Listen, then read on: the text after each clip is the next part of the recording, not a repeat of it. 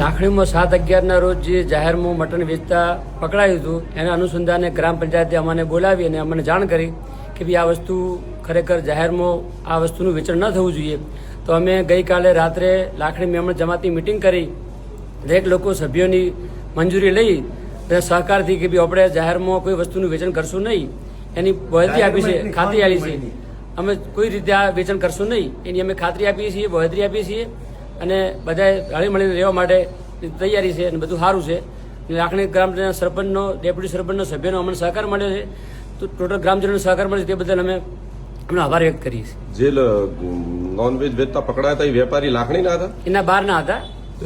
એમને અમે કહી દીધું ને હવે એમની પણ ખાતરી અમે લઈ લીધી છે. એટલે હવે જે બહારથી કોઈ વસવાટ કરે છે મુસ્લિમો એ પણ લાખણીમાં જાહેરમાં કોઈ નોનવેજ નહીં વેચે? આ નહીં વેચે. ઈંડા કે નોનવેજ એક નહીં? આ એક નહીં વેચે, નહીં વેચે. ખાસ અને વેચ છે તો તમારી સમાજ શું? અમે એને બાયકોટ કરશું. અમે એના ભેગા નહીં રહીને ગામના ભેગા રહેશું. અમે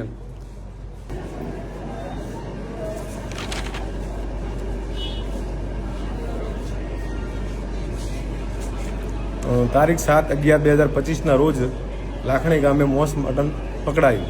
બરોબર. એમાં વિવિધ હિન્દુ સંગઠનો દ્વારા આ મોસ મટનને પકડવામાં આવ્યું. બરોબર. એની અંદર પંચાયતના અંદર જે વિવિધ પ્રકારના જે હિન્દુ સંગઠનો ચાલે છે એમણે પંચાયતને લેખિતમાં આપ્યું કે ભાઈ આપણા ગામમાં મોસ માટીનો વેપાર થવો જોઈએ નહીં.